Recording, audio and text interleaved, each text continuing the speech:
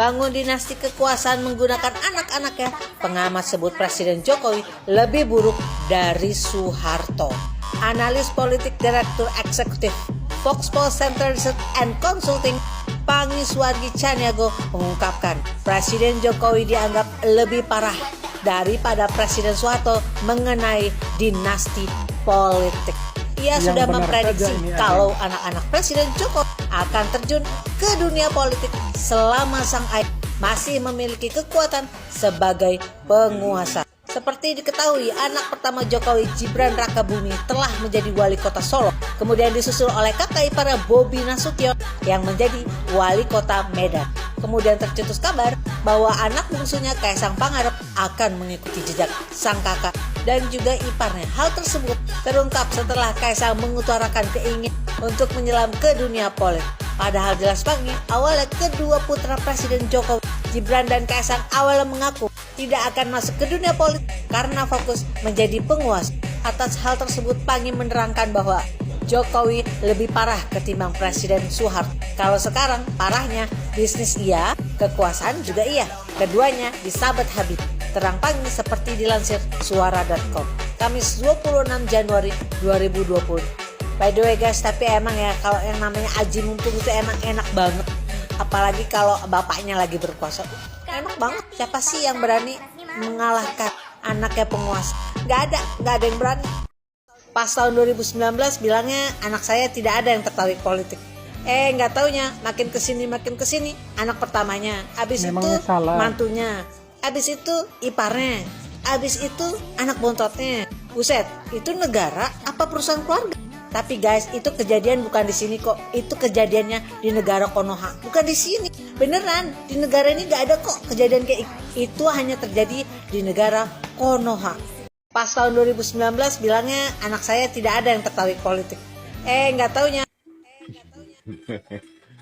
Kayak pakmu tertarik politik tapi mek jadi dagelane politik diguyu rakyat kaya aku ini jeng modelmu ruwet. Ono lho open BO ngajak payu ora kowe. Kok bisa jadi open BO? Sarape ndak pedhot iki. Bangun dinasti kekuasaan menggunakan anak-anaknya, pengamat sebut Presiden Jokowi. Alah, lek nyocot aduh pil kurek. Mohon maaf. Tak seru pil lo sampean kok bajeng lek mau ngomong ki lho.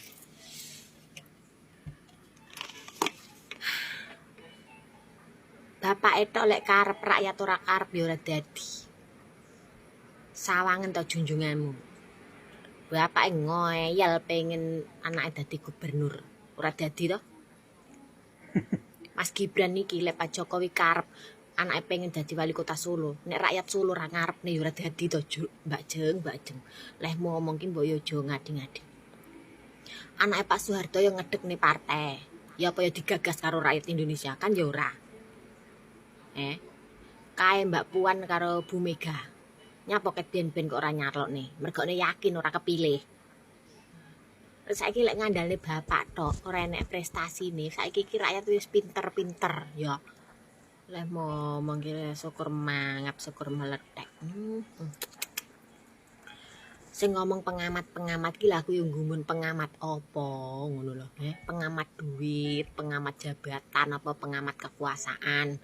Leh ngomong ki yo pengamat sebut Jokowi lebih buruk dari Soeharto. Yakin leh ngomong ki kaya ngono ki yakin. Partene anake Soeharto ora dilirik ya lho warga Indonesia. Roh to nah jenenge partene. Umurmu tuwek luwih tuwek teko aku mosok kowe ora ganteng. Ya Allah.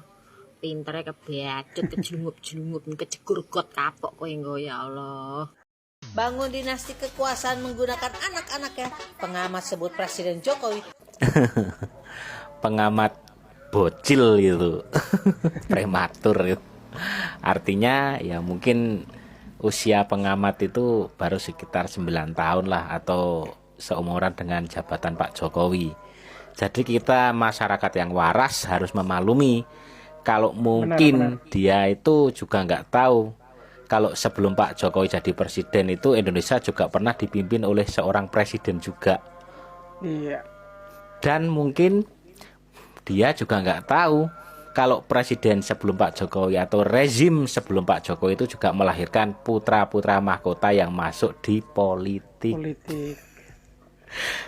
Atau mungkin dia juga nggak tahu kalau 2017 itu sang putra mahkota, terutama sang putra sulung itu masuk dalam kandidat cagup DKI dan kalah. Lah kenapa kalah? Karena rakyat itu sekarang sudah pinter bos, udah pandai mengamati. Mereka akan selalu berteriak lantang, katakan tidak pada trah hambalang. Salam. Itu anak bontotnya. Buset, itu negara apa perusahaan keluarga? Tapi Buset, iri bos, bilang dong. Tapi guys, itu semua terjadi karena pilihan rakyat, karena kehendak rakyat, bukan warisan keluarga. Oke guys.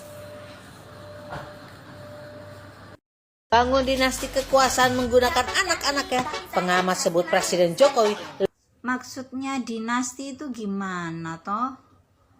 Orang jadi kepala daerah melalui pemilu langsung, dipilih langsung oleh rakyatnya kok. Bangun dinasti kekuasaan menggunakan anak-anaknya, pengamat sebut Presiden Jokowi. Wow, sekarang konten aja yang sebut kalau yang namanya membangun dinasti politik. Bapak Jokowi menggunakan anak-anak. Apakah sampean tidak menghitung sebelumnya kalau SBY menggunakan semua kekuasaannya melalui anak-anak? Ibas, AHY. Sekarang kamu bilang kalau yang namanya Gibran lolos di yang namanya menjadi wali kota. Kalaupun dulu AHY lolos, dia jadi gubernur DKI. Ya kan? Kenapa kamu nggak buat pemberitaan tersebut? Jeng, lu mau sampai kapan nyinyir begini terus? Sementara lo tidak berbuat apa-apa untuk Demokrat itu sendiri. Hello. Cemerlangkan kembali, bisa nggak sih itu Demokrat? Jangan nyinyir terus. Nih, kembali lagi kita playback mengenai masalah dinasti yang digunakan oleh SBY melalui anak-anaknya. Pertama, Ibas dulu lolos di KPU itu kasus suap melibatkan yang namanya Harun Masiku, pileg dari Sulawesi. Ya kasus 2009 lalu yang dibuat oleh SBY ketika ada kasus berikut dipertahankan 2014 lalu suara Harun Masiku tersebut untuk melindungi Ibas. Betul nggak? Apakah SBY sebelumnya tidak melalui anak-anaknya berpolitik di negara ini? Iya. Jeng, saya kasih tahu, SBY hanya numpang loh di Demokrat itu. Ya, komandan-komandan Demokrat itu hanya diam, tidak banyak angkat bicara. Tentunya kamu tahu siapa dia. Di belakang-belakang pendiri yang namanya selain Anas Urbaningrum, ada beberapa orang, Marzuki Ali dan lain-lain. Anda tahu, Anda itu belum ada apa-apanya. Baru temhore, nyinyirnya lebih gede dari orang senior. Itu yang saya heran. Jadi, Jeng, kita kembalikan lagi semua kekuasaan yang melalui dinasti anak-anak SBY, baik itu besannya semuanya dulu-dulunya, ya. Kalau politik sehat, tidak semestinya Anda itu nyinyir. Itu lakukanlah program untuk Indonesia berikut, ya. Cintai negara ini bukan tidak harus kita terjun ke politik partai itu. Jadi mengenang kembali yang namanya dinasti yang dilakukan digenggam kekuasaan pada SBY dulu, anak-anaknya semua terlindungi oleh SBY, semua, tidak ada orang yang bicara satupun. Kalaupun ada orang bicara itu nyawa taruhannya, seperti kasus-kasus Mega Hambalang, ya kan, kasus EKTP. Lu harus berpikir cerdas, jangan hanya nyinyir aja di Indonesia ini begitu terus, ya. Cerdaskan dikit dalam berpolitik.